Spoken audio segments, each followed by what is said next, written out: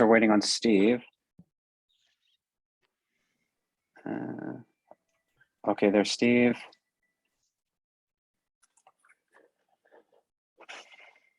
Looks like just Stephen Vasquez and Margaret to join us. Kira, are you gonna make me co-host? Yes, I'll do that right now. Great, thank you.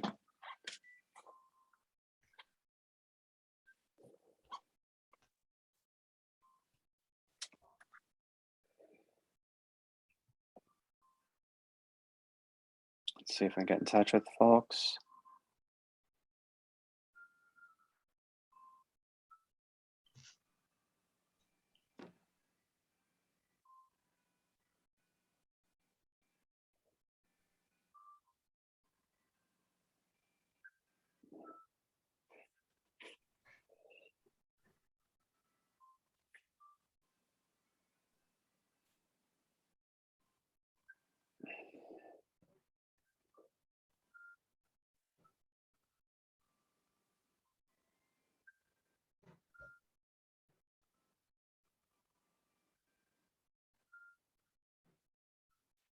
Kira, are you still there?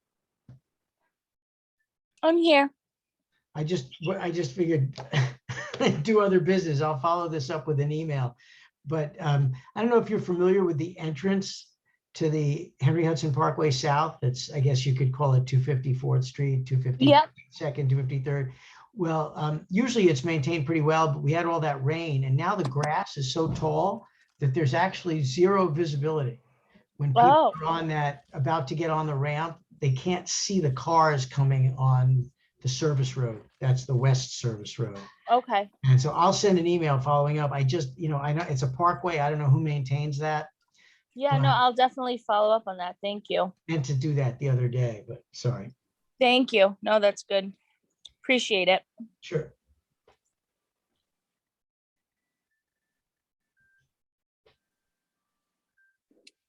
I'm just gonna give it another minute or two for Stephen. Hey, Margaretella, how are you? Hi there. We're just waiting on Stephen Vasquez right now. Well, Stephen's the guest of honor because he's wearing two hats today. Yes, he is. Oh, there he is. Okay. All right, good. We can get started. Sorry, guys. I honestly told it was at 6:30. No worries. No worries. Okay, so we have everyone. This is great. Okay, so we're going to get the meeting going. Good evening, everyone. My name is Dan Paternak. I am the chair of the nominating committee this year. So we're going to start our meeting in short order just to lay down a few ground rules for the meeting. We at this meeting will not be taking any comments from the public or any questions from the public. So we're not going to recognize any members of the public. We will be conducting interviews this evening for two candidates for two different chair positions of the board. And just as an update, and we're going to discuss it a little bit more later, we did have a vacancy in the Parks Committee. Rambat Singh notified us that given his schedule, he did not believe he was going to be able to take on the responsibilities of that committee. So he withdrew his name from nomination. That being stated, I know that we do have Lisa Daub here. We're going to start with Lisa's interview right now. Lisa, welcome. Thank you for joining us again, and sorry about the mix-up last week. But thank you again for coming. Lisa Daub is seeking nomination for the Aging Committee. So Lisa, we're going to start your interview out like everyone else. Can you please tell the members a little bit about yourself, your professional career, your background, your part of the community that you're from, anything you want the committee members to know about you? A lifer in the community. I grew up here, and and part of my interest in aging is I hope we could stay here. It's good for people to, enjoy a good quality of life and say, this is where I want to stay. And not everyone wants to be a snowbird or go to Florida or whatever. Anyway, I had a career in cross-border human resources. Over 20 years with American Express, when we moved people from, to work in different countries around the world, as well as across the United States. large budget for that and dealing with practical issues and soft issues, family issues, cross-cultural issues, what have you.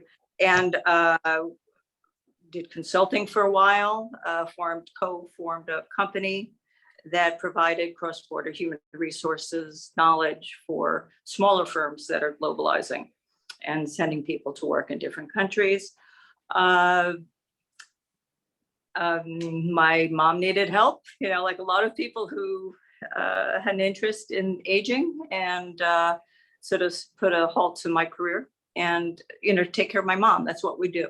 And so that's how I became familiar with services, issues of aging. I actually had started off thinking I'd go into geriatric social work back in my college days, but realized that wasn't the way for me from a long-term career perspective. I worked for sort of filling in, went to volunteer at some older adult centers and ended up being hired working there for a few years, both with people with dementia. That was really an important service to the community. And as well as I just recently filled in when there was one of the centers was lacking a program coordinator for, need to keep the centers and activities going during COVID. So that's me. That's what I've been doing. I was chair of the aging committee for, I don't know, a couple of years. I was on the committee since I started with the board. And that's pretty much it. I don't know. Okay. Entertain any questions you have. Yeah, we'll start you with an easy one. What is, in your opinion, the role of a committee chair? I think to understand with the committee, what are the issues in our community and how the board can best advocate for them, if not change things, to bring people with issues together. I think many minds can help solve problems together. To conduct meetings within the rules of, the laws, and and to do what we can to serve the community. That's what we're here for. That's what the chair is, to make sure things roll in that the right direction, to get input, from all stakeholders in the community, and to try to focus on those projects to get budget funding for the things that are most important for people, in the community. So that's the most important thing. Okay, excellent. I'll turn it over to my colleagues.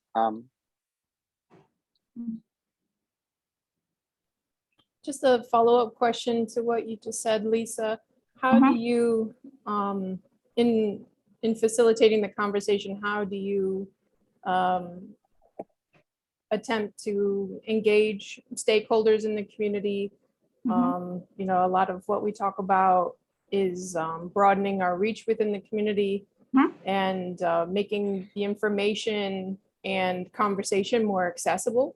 What are some of the ways in which you've done that, or might do things differently? Sure.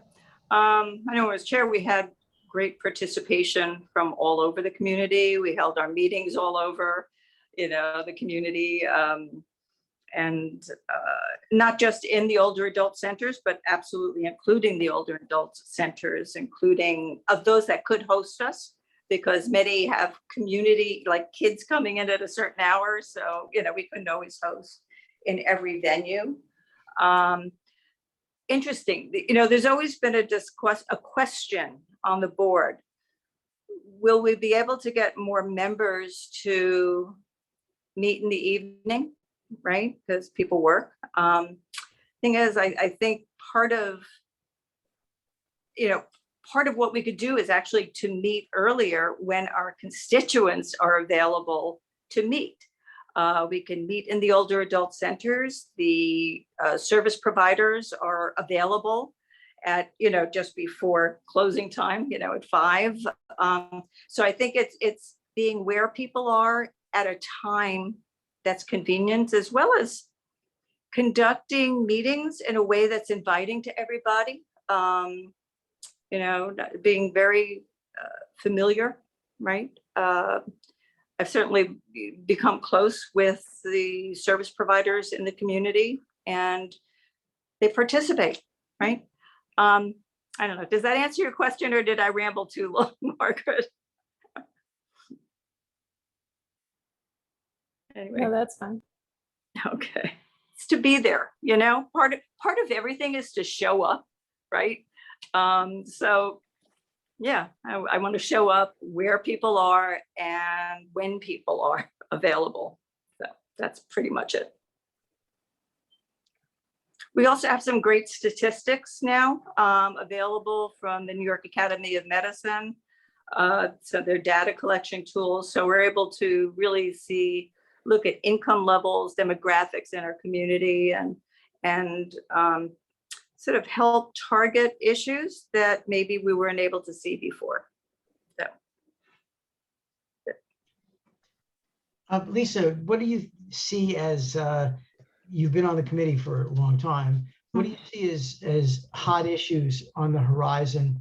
Not necessarily issues that the committee can necessarily have a direct influence. As usual, the community board has limited, powers.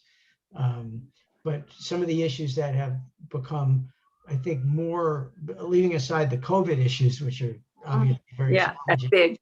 right, gigantic. One of the issues that's been talked about more, but I'll leave it to you. If there are others, is just paying a higher wage to home care workers or people who work in nursing homes. Another issue that has been around for as long as we've been on the board is the increased takeover of or shift of nursing homes, nursing and rehabilitation facilities to for-profit from nonprofit. Again, I don't know what else you see on the horizon that you'd like to engage. Yeah, and it's also community service workers. I mean, to begin with, nonprofit workers are paid low compared to commercial, employers.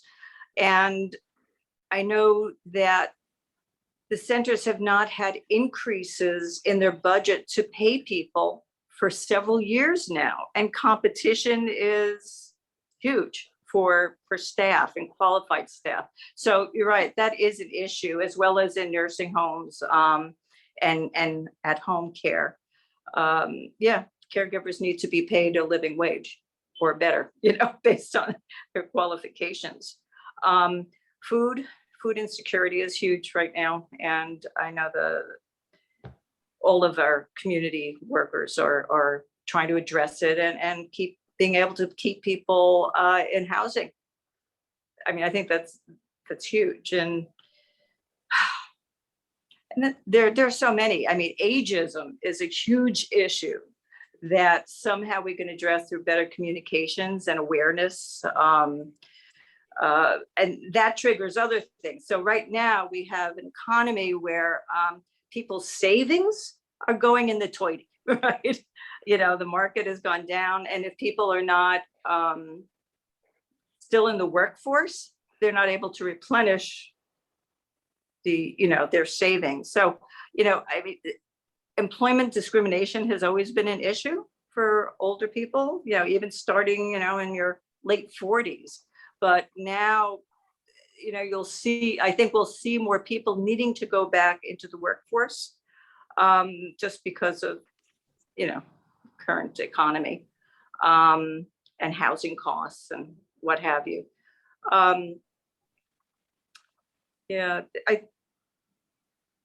definitely need to, in terms of what the committee will take on, definitely, again, want to speak to the stakeholders and fellow board members and see what's important and what we should address. I think we need to update. I don't know that I would take on the resource guide updating, but it's definitely out of date. But with things changing so fast in the community because of the pandemic, at least we should try to keep up resources for people, a listing of resources, and eventually update the guide. I don't know. That's a lot. Thank It's you. a lot. Yeah, I don't want to say, that's what we're doing, because I keep my commitments, and that's a big one. But at least update resources, that are available. Oh, also, I want to reach out to other people. Somehow we used to have a lot of different stakeholders and involved, and I want to try to get, I don't know if it's houses of worship. I want to work with the other committee chairs, besides employment issue, economic development, older adults shop in their community, so what can we do to make the quality of life and services more welcoming? There's an overlap everywhere, our public transportation, our roads. How do we make it right for older adults so that they feel safe crossing the street? So, definitely to work with some of the older adult groups that are very active in advocating for themselves, and as well as the different providers in the community. So, just turn me on and I'll just keep going. So, too much quiet or I'll just like, whoa, whoa, whoa. Mhm. Okay. Omar, Steve Vasquez. Yeah, hi. Good evening, Lisa. Dude. So one of the issues, I see with the board in general is it's lacking outreach for youth. So how would you craft a message, right, of the aging committee to try and have more, I guess, more youthful participants, in either the board or, the aging committee? Good. That's a twofer, right? How do we get people in the community and the board involved? And how do we also get younger, older adults involved? I mean, we have like boomers that are going to be booming out, soon, and yet they the last thing in the world they want to do is go to an older adult center because it's like this label, on their head. So so I'm going to assume that we're talking about reaching out to the other members, and I don't know, I'll get down on my knees and beg members to to get involved. But it's we're you, if you plan to stay in the community ongoing, let's create where we want to live, tomorrow, even if you're younger. And I think also maybe reaching out for volunteerism might help, getting people involved, working with older adults, getting older adults to work with themselves and with older adults, maybe articles in local papers. It could be also, maybe some social media outreach as well. In fact, that's probably a good idea. But I'd love to see us expand into the community more to draw people in. I just went off there. Omar, did you have a question? Hi, Lisa. How are you? Hey, Omar. I'm good. I just wanted to ask you, as the re-elected chair for the aging, what are some of the initiatives that you will be undertaking? Oh, yeah. Hi, kids.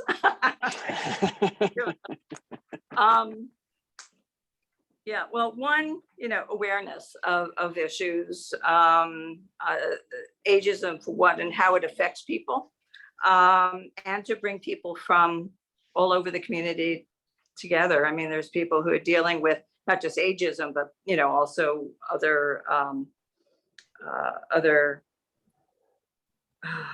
demographics, again, knowing me, I have my opinions on where we should go, but I do want to speak to people in the community and other board members to decide what are the issues to tackle. But, we're hearing about food insecurity, housing to the best we can. So I'd like to work along with the new housing chair and committee on issues of housing and how it affects older adults. I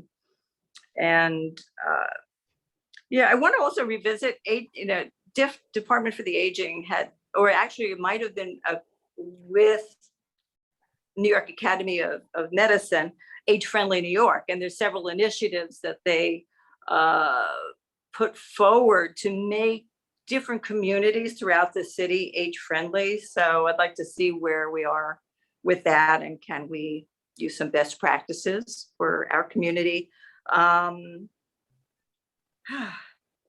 Yeah, I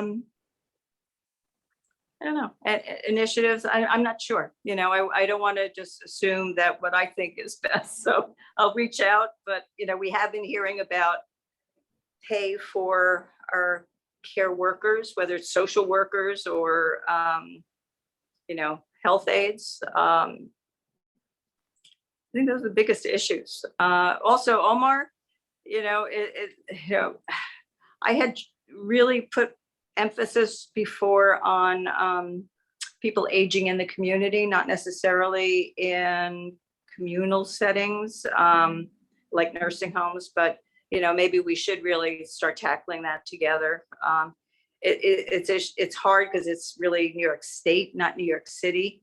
But you know, I'd like to bring some of the nursing homes back in and talk about issues. What can we do? How do we help people stay at home? That's it. I'll be quiet. Thank you.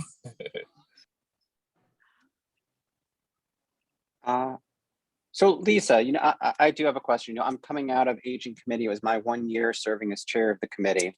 Thank you. And one of the things that well, I don't know. But one of the things that or one of the items that I had struggled with this year, and I'd like your take on it, is, you know, who the target audience is.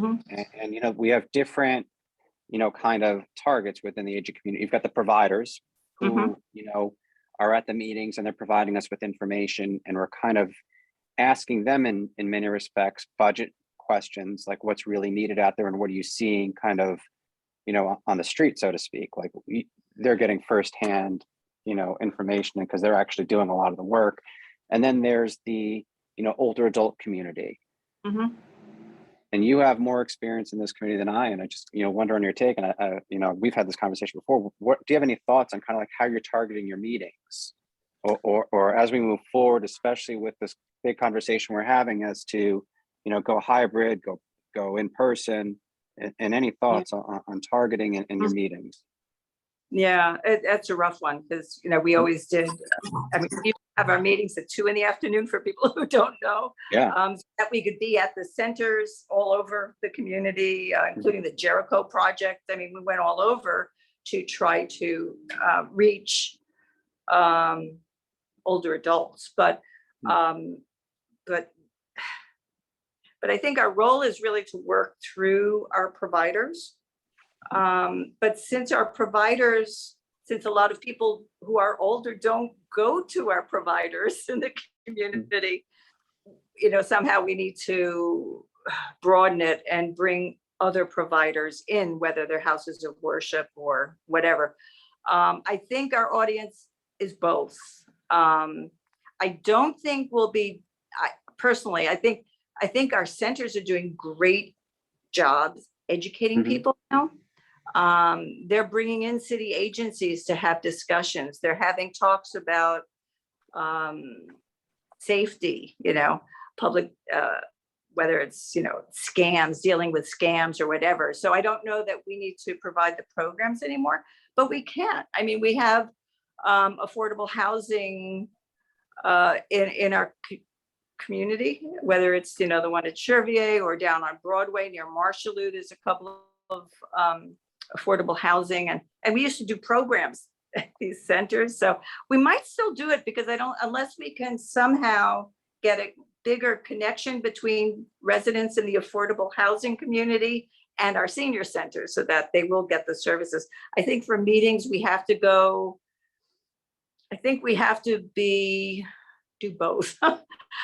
I do want to meet in centers again once we can, but I want to make it available on Zoom, as we do get a better participation rate, and this way older adults can also participate more. Yeah. Ask a little question and I'll just keep going. Keep going. No, it's a tough question, and I Yeah. struggled with the issue the entire year. And I just kind of kept the meeting time that was set by the committee the year before without trying to change anything up. So I think that's another, and you hit on the issue exactly, like what time is this committee, what's the best or optimum time for this committee to meet, depending on where they're going. Yeah. And it's, again, it's depending on the target because of the providers, you know, when they're available, what's the best time to hit older adults of when they might be available. And, Mm-hmm. you know, it's a moving target. So I get it. I appreciate your thoughts on it. Thanks. Out of curiosity, what time did you start meetings this year? I did it 4 Committee. p.m. on the second Monday of the month, which was just a continuation of what the committee had set the previous year. Yeah. So, you know, and again, Lisa, you know, Mm-hmm. assuming you're in this role next year, you Yeah. know, I guess you'll have that conversation and kind of figure that one out. Right. Might move earlier, might move later. I don't Mm. know. Although if it's later, then we have scheduling issues with the other, Committees. the other committees. And, quite frankly, I think it's going to be a huge issue. I mean, we're set up in the office for virtual meetings, but, I don't know, we're going to be wearing masks. And even then, I don't know that we want to sit in a room. So we definitely have to have Right. Zoom available. Some of the centers might be able to host hybrid, but it won't be easy. Okay. Any other questions from any of the members? Well, I'm not seeing anything here. So Lisa, thank you so much for coming in. We truly appreciate it. And thank you for stepping up and putting your name in for this committee. We do truly appreciate that as well. It's important, and I wanted this committee to continue. So Good. Thank you. Thank you. Thank you, Lisa. I'm going to for a little bit, and then I will sign off. Yeah. Okay. Thanks. Okay. So I think we can get right to our next interview. And Stephen Vasquez, we're going to ask you to change hats at this time, and you are going to be the person in the hot seat, so to speak.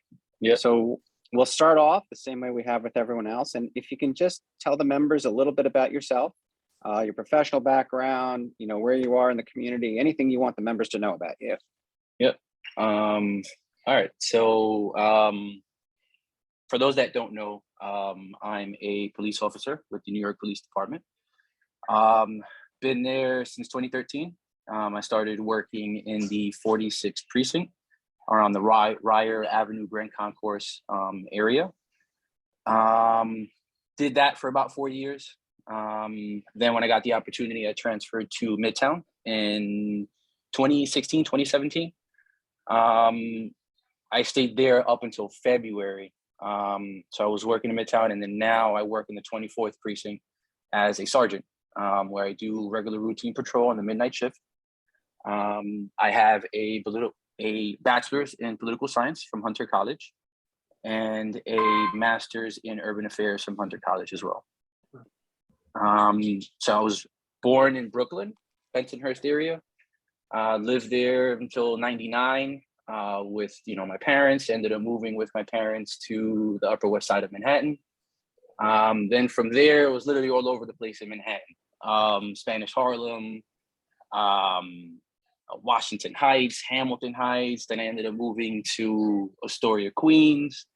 Then me and my fiance, who was my girlfriend at the time, ended up coming to Skyview, especially, sort of like trying to rush this whole process of, settling down, especially when we found out that we were going to have a baby girl. So 18 months later, we are here in Skyview. I've been living here since January of 2020. And yeah, that's that. Yeah. Great. So I'm sorry. Oh, God, no, Steve, free. Go ahead.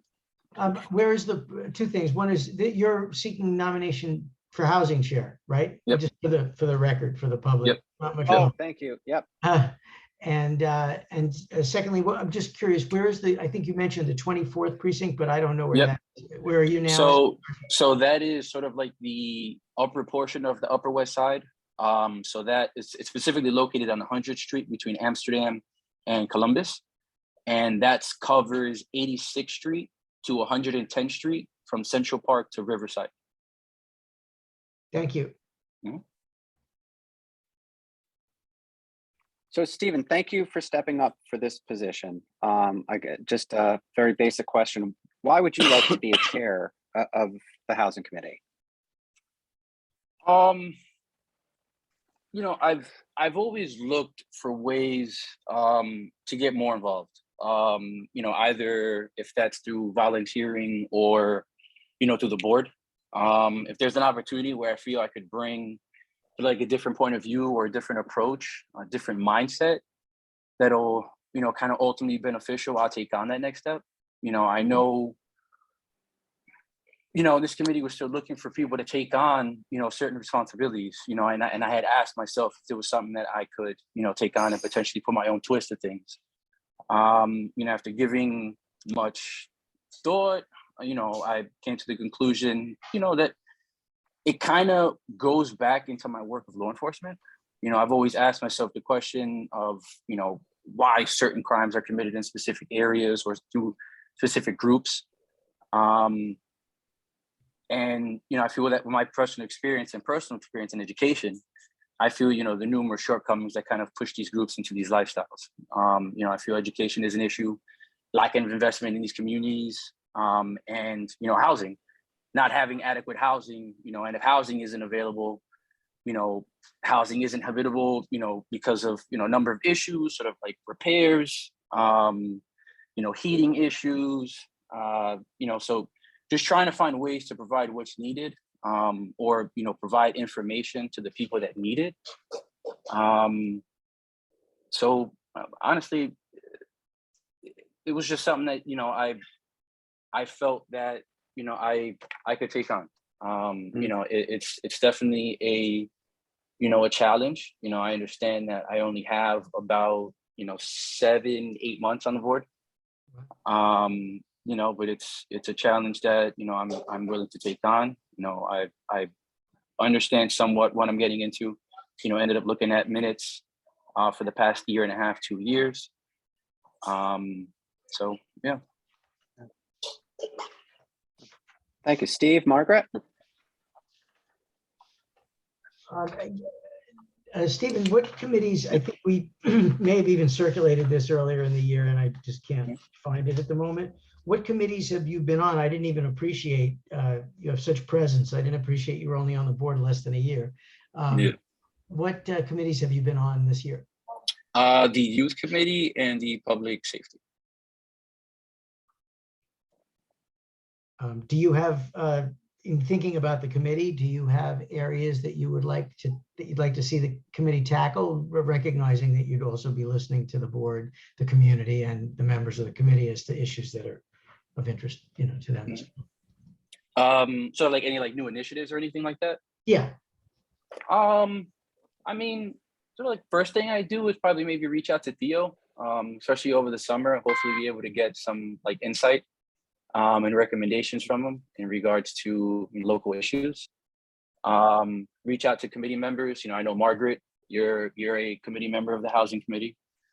You know, reach out to you guys and touch base and see what you guys need from me. You know, what are things you feel I should focus on? You know, perhaps even develop a list of contacts. You know, I'm assuming maybe Theo probably already has that.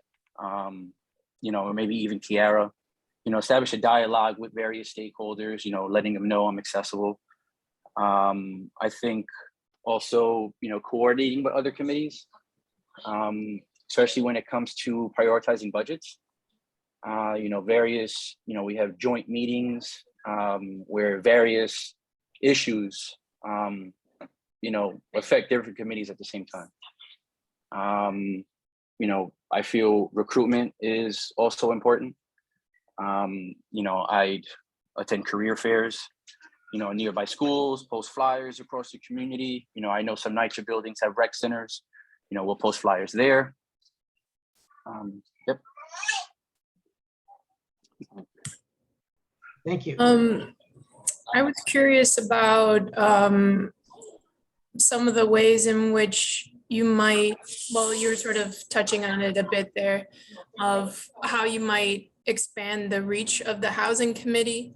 I think we've been really fortunate to have strong participation from some of the management of NYCHA, and I think that's been really important. There are some spaces that we haven't engaged, not in my tenure anyway, and this is my, I guess, second year on the housing committee. I don't know what it was like before, and not saying that that has anything to do with the chair, but you know, just expanding the outreach that we have, not only with the community, but those who live in NYCHA housing, other communities that are impacted. I think there's a lot of opportunity for collaboration with land use and even health and human services. I think one of the largest reasons for homelessness in our community, this is, I believe, came from the former chair who heard it from DHS, was homelessness and domestic violence. Homelessness came from domestic violence and workforce issues. So I was just wondering, you know, to your point on engaging youth, how might you look to really get on the ground input from the community on all of these really tricky issues? I think it probably speaks to really, you know, really well to your current job, but how might you get like robust feedback? So management, people who live in NYCHA housing, or those who are really feeling at risk of losing their apartments because they can't afford it, et cetera. Yeah, so I think one of the more important things, right, is having these specific individuals that are affected, you know, by all these issues attend these actual meetings. You know, I think, you know, like you stated, and, you know, like I've always stated, outreach and recruitment are extremely important. You know, one of the ways that, you know, could be tackled is having these meetings where these people live. You know, like I said, I know various NYCHA buildings have these like little rec centers or community centers. You know, so yeah, having these meetings where these people live, crafting a message that's easily digestible, easy to understand, letting these folks know, you know, what's exactly at stake, to sort of, you know, attempt to increase participation, and getting together with, you know, the management at these NYCHA establishments and trying to, you know, delegate tasks to them as well to try to get the message out in hopes to, you know, increase participation in this, in the housing committee.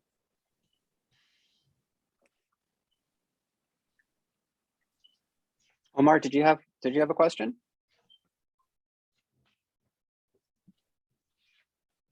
No. Okay. So, Omar, I think you touched on, I'm sorry, Stephen, I think you touched on, you know, a topic, which was the fact that, you know, housing intersects with a lot of different committees. Lisa also mentioned it before, how she would like to link up with the housing committee chair to talk about housing for older adults and specifically keeping older adults in place. One of the big issues coming out of our board right now and mentioned by, you know, our land use chair is affordable housing, and defining affordable housing. And I think the housing committee is it is the proper committee to kind of bring that out and connect with HPD to the extent that we can.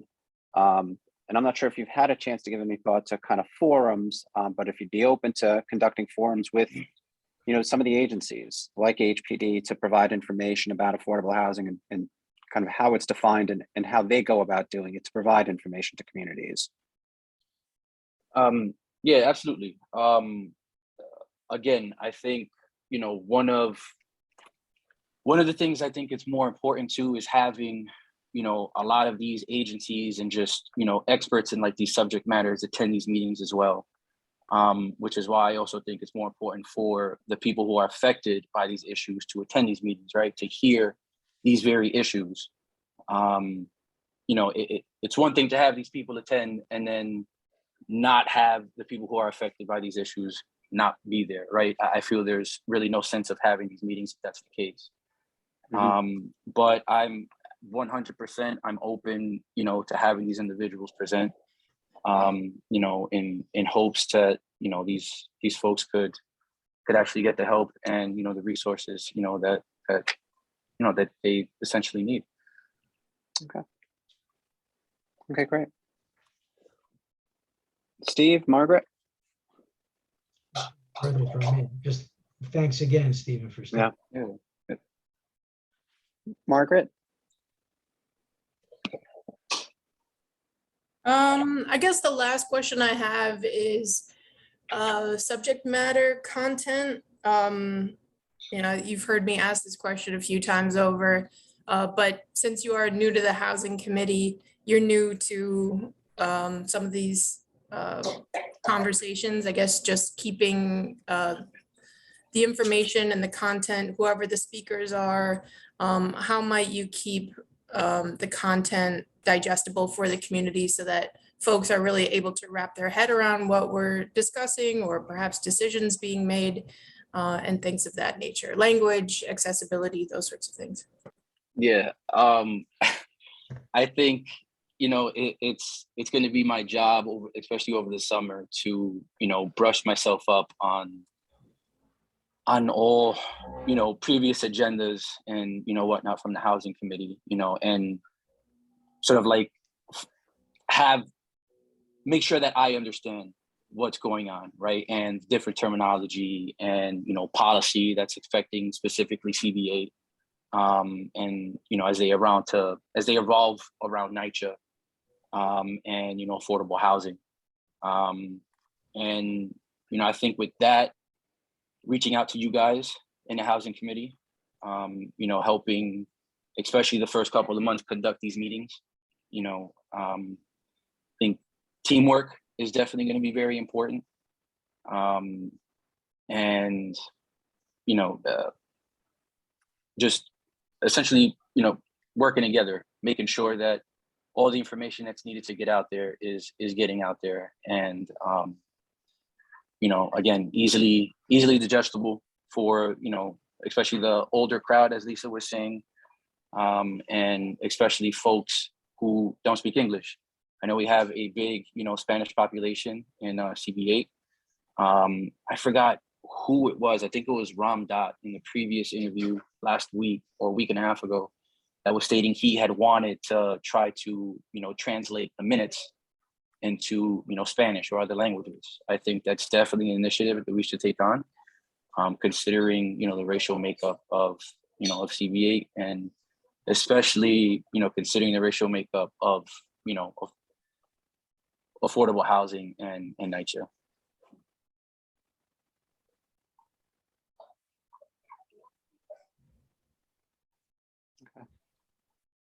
If there's nothing, any other items for any other members, anything else? Steve, Margaret, Omar? Nope. Okay, well, Stephen Vasquez, you know, let me echo what Steve Fruit said, and thank you for stepping up. You know, as a new member, your first year on, I'm very impressed that you are stepping up to tackle, you know, a committee.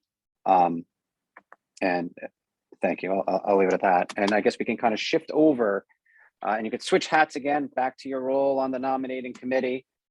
And, you know, we can kind of discuss some of the updates.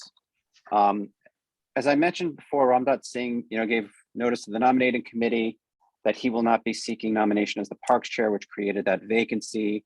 I had sent out notice to the board asking folks to, any folks who might be interested in seeking that nomination, to put their name in by yesterday, end of day. I have not received any notices. I haven't gotten any word from the office that they have. So as of now, we don't have anybody seeking nomination for the Parks Committee chair role. That being stated, you know, right now we're in a position where we have folks who are seeking nomination for every position but the Parks role, and we're kind of faced with what to do next. It was my intention to kind of call a vote tonight on all of the positions, everything being filled. Now we're presented with a couple different options. Option one, we can put out one more time and try to seek somebody for that Parks Committee chair role. and wait until the next meeting to take a vote on all of the roles. We could take a vote on everything that we have in front of us right now that folks have put their name in for. And at that point, leave the Parks Committee role vacant and something up for the board to kind of decide. Or we could take a third option, which is vote on everything that we have here tonight. And then put word out again, if anybody's interested in running for the Parks Committee, please let us know by, Friday afternoon, and we could set another meeting date just for the Parks role. So those are the various options that are in front of the committee, this evening. I have my own thoughts on what I think is probably the most streamlined way to go, but I would like to hear from committee members first and see what everybody else thinks. So I open the floor if anyone has any thoughts on how we tackle the voting issue with the parks vacancy that we have right now. Dan, I just, there was one other development that may. Okay. Yes. And thank you, Steve. And, I guess that would be part of it.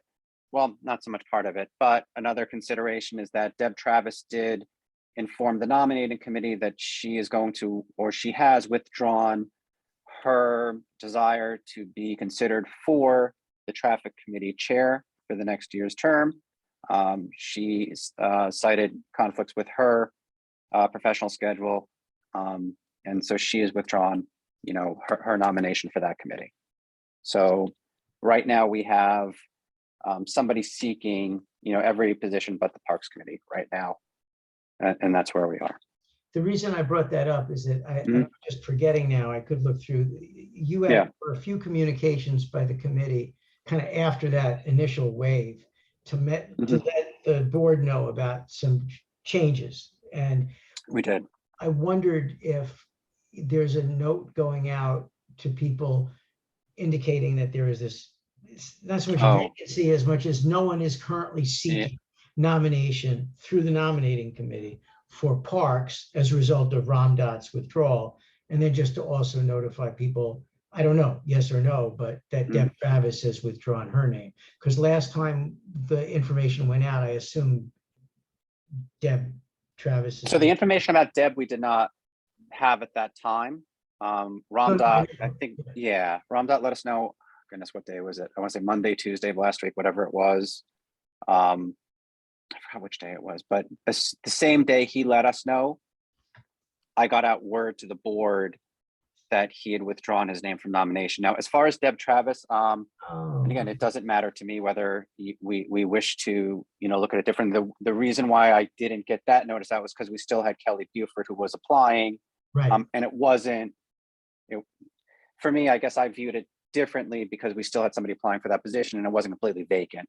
Right. So if somebody did want to apply for TNT, essentially they've had up until this point and can still go from the full board if they want to. It was a little bit different than nobody seeking the position at all. Of course, if we want to alert the board to that, again, I don't object if the other members want to. I just viewed it differently in having nobody seeking a position than TNT where two people were seeking the position. I just wanted to raise it. I don't have a strong view. I think information could conceivably influence someone when the incumbent, as it were, is no longer seeking. Is no longer going. Yeah. So depending on where we go from here. So for instance, if we decided to put off the total vote for a week, let's say next Tuesday or Wednesday or Thursday, depending on everybody's schedules, giving a week notice to the world that we're going to have another meeting, we could do that and inform the world that, hey, in case you haven't heard yet, Deb Travis is not seeking renomination as the chair of the traffic committee. And we still don't have anyone seeking nomination for the Parks Committee. If you're interested, and I guess that's the interesting part, are we then kind of reopening, I guess, every single committee for that perspective if somebody wants to put their name in? Right. And and I'm just thinking out loud here, Well, I guess it's more of an, well, go ahead. Yeah. Last time there was that, okay, the door's opening again, notice. Yeah. Well, I'm just looking to see how. We had the doors opening for parks on, goodness. No, I know when you sent that out. Yeah, that Okay. that went out the 20, the 25th, at 4:30. We recently learned about the chair of parks. If you're interested in seeking nomination for the role, so that was Yeah. limit, the door Yeah. opened for that role, even though I know technically it didn't have, it could have opened wider. Yeah. And I guess, Again, for me, I mean, I have no strong opinion one way or the next. If you want to open the door for every single position beforehand, I mean, I think it goes into a little bit of a different territory there, but again, I don't have a strong position one way or the next on it. So do we alert the community board just so that they know, hey, the current chair of the traffic committee is not seeking renomination, kind of FYI? Or are we giving out, hey, in case anybody's interested in putting their name in for any single position, please let us know by this Friday? and I suppose as far as It's a the little bit of a board different knows, message. I suppose as for, right, you're right. And as far as the board knows, nobody even knows that anyone's seeking the position for aging, right? Only if they've tuned in, to see that Lisa had put her Right. name in. Right. Oh, yeah. Not that it was vacant, but that someone threw their hat in the ring. Yeah. Right. Same with housing. We didn't send out something to say, hey, Steve has now put his name in for the housing committee role. Right. Yeah. We you're simply right. opened it up and said, if you're interested, let us know. Yeah. So these are the options available to us. I'm open. I have no strong opinion as to which way we go with it. And then I open it up to members. We can go any way. We can kind of just give folks until whatever date. Maybe it's Friday, Saturday, Monday. Again, it doesn't matter to me. For anybody's interested in parks, or we take a vote tonight and we leave the committee open, or we do some other kind of mix or hybrid of the two. Yeah, when do we have to have the full Yeah. slate recommendation done? So we have until June 5th. I'm sorry, I'm just lifting my computer. June 29th is the board meeting. Our report must be in by June 15th, 2 weeks before the full board meeting. Okay. So we have about 2 weeks, Yeah. approximately.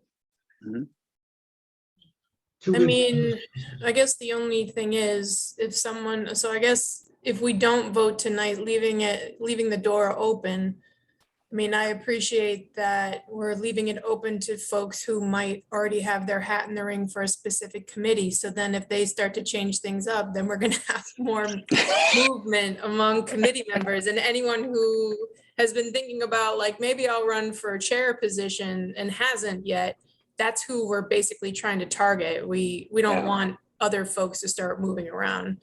So, I mean, in that sense, I feel the same way. I don't feel strongly one way or the other, but I am sort of leaning towards voting on the docket that we have.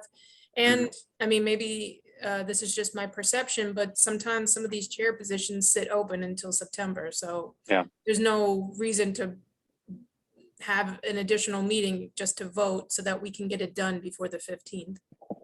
Yeah, so the only thing, and Margaret, I appreciate that completely. I think we're kind of left, if somebody's going for a specific chair position right now and they said, wow, Parks is open, I'm going to leave what I'm going for now to run for Parks. I think we're going to face that regardless between now and I guess the board meeting. I don't know. I don't know if that's going to happen. I can't predict. The only thing I could think of, and I don't know if anybody has any recommendations, for calling any other members and asking them.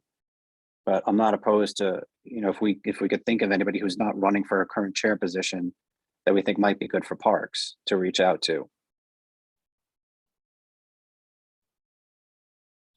And we can do that as well. We could try to solicit folks for this role. Not to put the kibosh on that, but I think that when we were casting about, we did have one meeting where we were looking at the board list and Yeah. And then there was outreach, at least I did. Yep. Lisa Dowd. Yeah, yes. Yes. And so I don't think we were so much targeting the committee at that point as much as what people might have enough experience and might be interested in. So, I mean, we could do it again, but I think that we were looking more broadly at leadership and less so at targeting a committee. I'm not sure we Yeah. have either people to consider is really my point. Yeah, I mean, I think the only reason why I'm saying here is because at that point, I think we had 3 committees open, and right now it's just 1 committee where we don't have anybody. Right, and it So- wasn't parks. Yeah. Yeah, and it wasn't Parks. Which again is, it's a very active committee, Parks. You may have said this before, but I take it nobody put their name in for parks. Nobody put their name in for Parks yet. Yeah. Yeah. It's like for me, I almost want to kind of like get out there and start pushing somebody, like some of the folks, just somebody, it's an important committee. And it's a committee that I don't necessarily want to leave open over the summer. And I say that because there's a lot going on in the parks over the summer. Specifically with activity, complaints, et cetera. And I know from my previous role as board chair, you get a lot of different things happening. And I think it's a committee that's important enough to have somebody in there between essentially July 1st and September 1st. I think as a practical matter, what might happen if we were to, again, we might still need another meeting for if there was going to be discussion of the report or something like that. Yeah. But leaving that aside for a moment, and we might want to notice a meeting just as a safety valve, leaving that aside again as well. I think as a practical matter, if we issue our slate and there's an open, there's a spot with nobody in it, which I guess is now Parks. In a sense, that's its own notice to the board that this really is available. And I think probably the board chair might even, or vice chair, might start to get the juices flowing and see it before the meeting. So it's not just left completely to, when waking up the day of the 29th to try to see if there are any people who are interested, sort of behind the scenes, informal. That's Understood. what happened. Yeah. Yeah. And it's just then, I guess in the same vein, I kind of feel like it's our role to go out and do that, get amped up and see, go through the list, see who's there, who can we recruit to do this committee, who would step up and take on the challenge here. I guess one thing we could do is to make sure that everybody that we had on our list of people to bother actually got contacted last time. Yeah. When I say last time, I mean from the earlier operations of our committee. Sort of trying to see if it's not something that you necessarily would have put in the minutes. No, I did not. Hey, Dan, I got a quick question. So if we were to vote on the current slate now and leave the Parks and Recs position open, right? And then send an email out, to the committee saying, hey, listen, this, chair position is still open up until the 14th, 15th. So if someone just miraculously decides to throw in their name, we'd have to sort of like kind of scramble for dates, right? To schedule this interview. So what we could do right now is I would say pick one date. Maybe it's next week at some time, maybe it's the week after, just before the 15th, as kind of a clearinghouse meeting. If we have any interviews, we do it that night, we vote that night, and whatever report we have is that night. And I can have a draft report out, in short order. It's not going to be too extensive. So, I mean, and again, I don't want to have an overload of meetings. I would like to have one more meeting at most. So, these are the different options. I just wish we had more folks to kind of step up.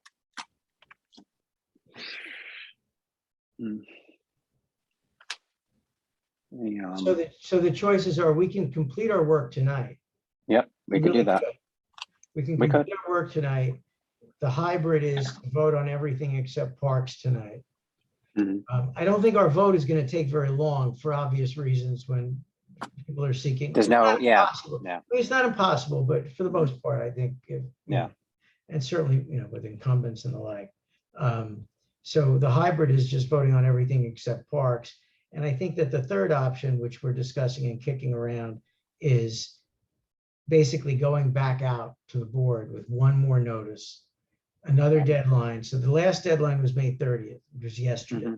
Mhm. And, the only thing I would say is if we do that, I think the deadline should not be very, very long from here. Nope. So if it goes out tomorrow on the 1st, I would say till Friday or at the latest Monday.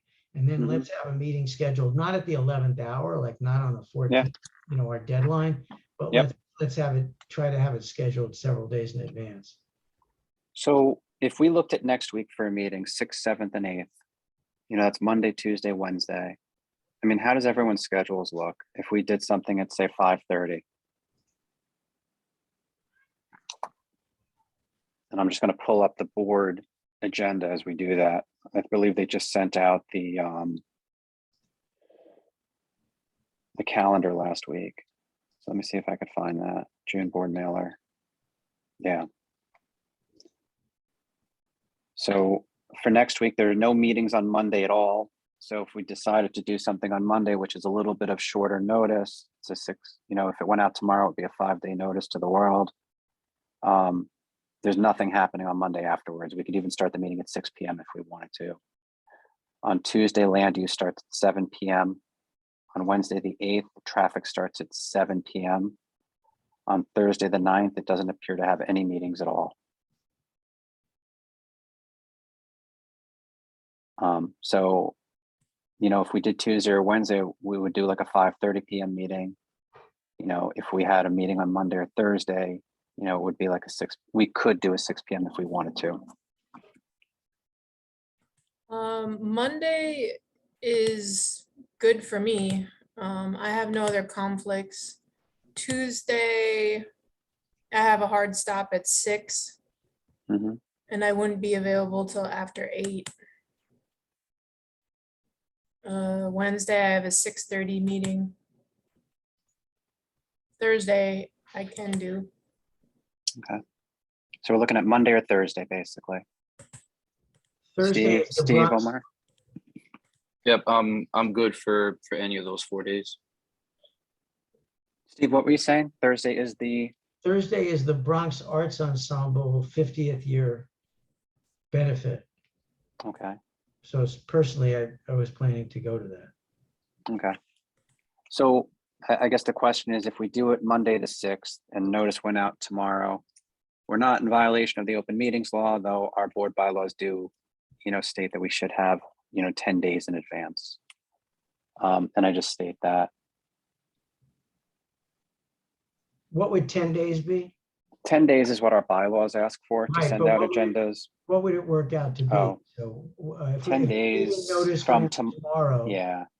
You're looking at Friday the 10th, which would make our first meeting, if we did the bylaws, Saturday, the 13th, the 14th, which would be right beforehand.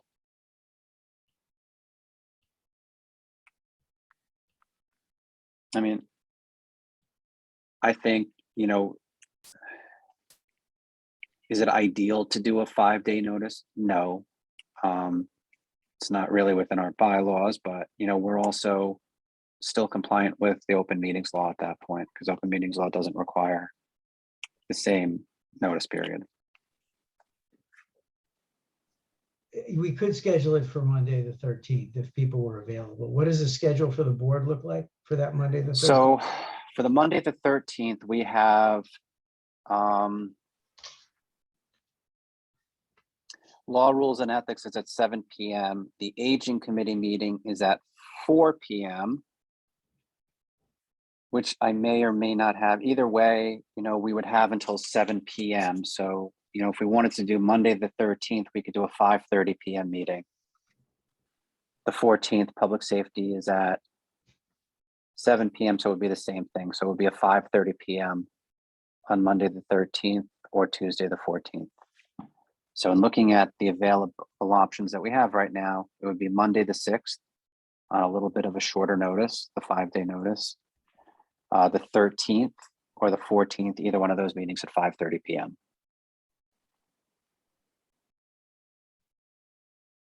The 14th is really out for me. I can do the 13th.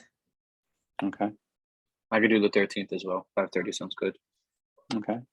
Steve Fruit? Yeah, Okay, I could do both, I guess. okay. Omar Murray? Oh, Omar logged off. Okay, so let's say the 13th then, 5:30 PM. Will be the next meeting regardless, you know, we'll just kind of put it out there. And now the question that we have right now is, do we hold off on a vote until that night and just use that as a clearinghouse? And I'll have a draft. I can get a draft report out for you guys next week. How many votes do we need? Do we, like, if, hope life We're gonna just- happens, but if we have 3 people, if we have 4 people, is that enough? If we have a quorum, which is 3, that's what we need to take a vote at the meeting. Okay. 3 nominating committee. That's what you're talking about, nominating committee members, right? Yeah, that's right. Yep.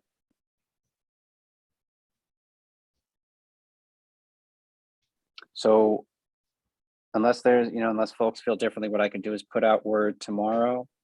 Ask Kira to send out a notice to the board that if anybody is interested, please get their name in by Friday.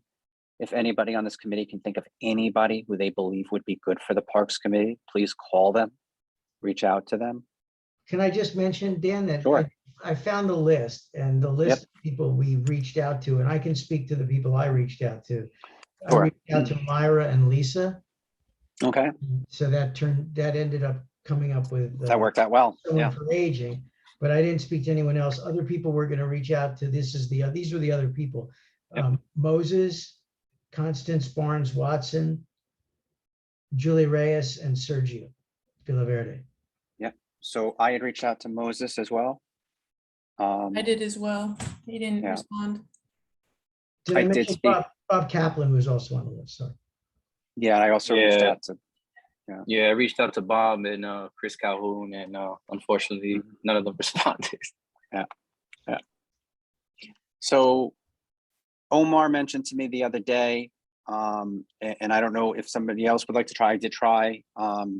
Rosemary Ginty was the former Parks Chair. She is not seeking nomination for any role. So I did reach out, was waiting to hear back if anybody else would like to follow up. That's previous Parks Chair.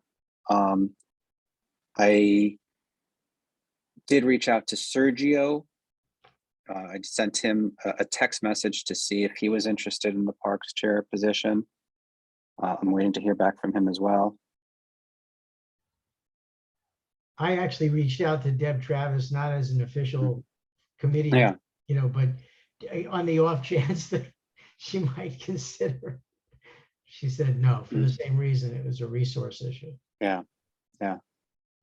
Look, Parks is an active committee. There's a lot that goes on in there. So I get it. The other, I don't know, Stephen Vasquez, if you want to try Chris Calhoun again. I don't know if he had responded the last time or not. Yeah, I could certainly reach out to him. He had, unfortunately, he hadn't responded, but I'll try calling him instead of emailing him now. Okay.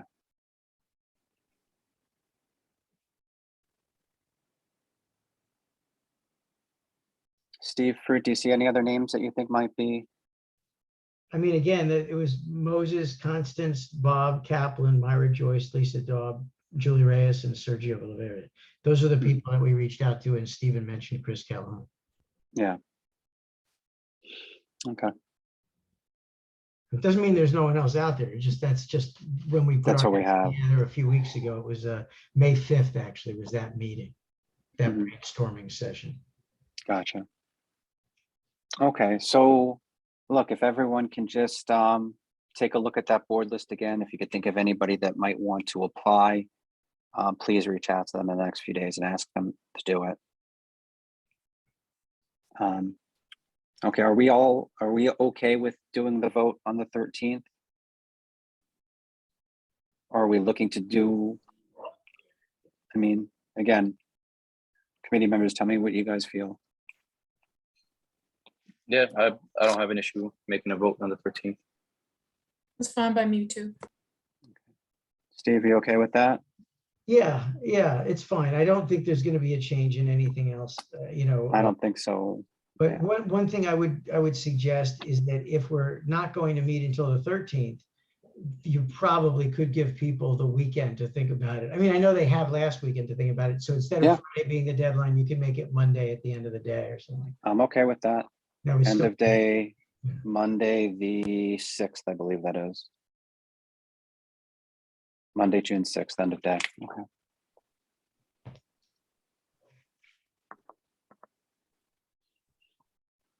Okay. So, this will just be another message like the last one. It won't mention the Deb Travis thing. oh, yeah, I mean, I could. It's up to the committee members whether or not you want me to alert the board to that. I don't know I if we're threw it out singling there. somebody out by doing it.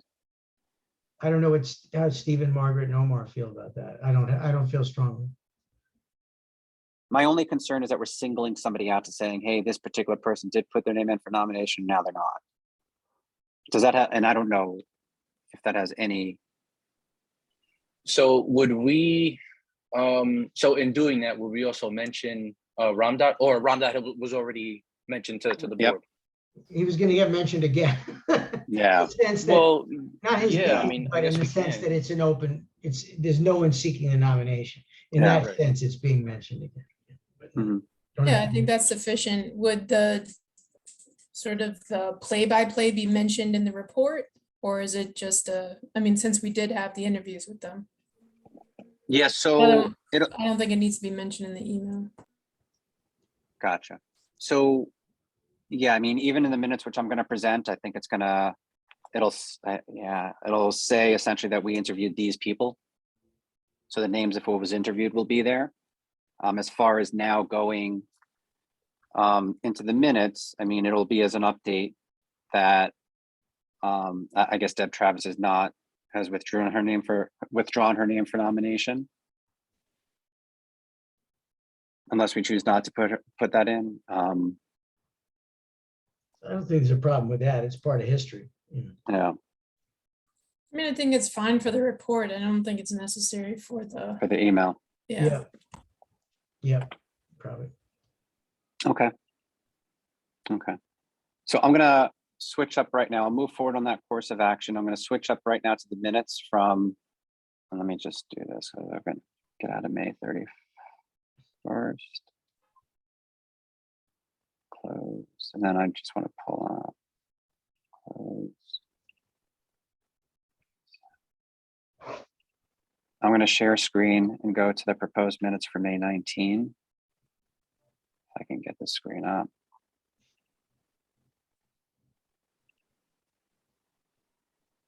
Okay, you guys should be able to see the minutes at this point.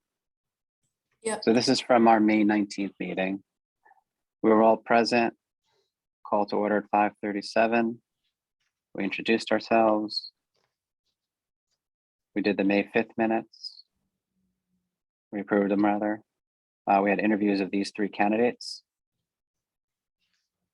And next steps. Lisa Dow said she would seek nomination. Stephen Vasquez said he would seek nomination, and we'll conduct interviews of both candidates. Yeah, Dan, Next meeting, quick, did quick. So at did number I 2, spell that wrong? no, Oh. no, you spelled it right with the PH, but it says Yep. has given notice of nominating committee that she would like to seek Oh, nomination. Sorry, I did a copy paste. Yep, sorry. And I kept aging committee. Hold on, let me switch that too. Yep. Copy paste, yep. Okay, and then I put next meeting dates at that point. May 24th was considered, and then May 31st. And then the meeting was adjourned. I just have to get the exact time from the board office on that. And those are the very simple minutes. Are we okay with those? Can I make a motion to approve those minutes? I move to approve. Yep. Okay, Fine. all in favor? I, Excellent. Okay, so we have these minutes. I'm going to stop the share. Okay, does anyone have any other business they would like to raise before we adjourn? Okay, well, everyone have a good night. We'll see you guys on the, let me see, the 13th, Monday the 13th. at Yeah. 5:30 PM. At 5:30 PM. Okay, 5:30 PM. Okay, All right. guys. thank you. Have a good night. Thanks, everybody. Take Good care. Thank you. You too. Good night, guys. Okay. Good Bye-bye. night. Bye-bye. Bye.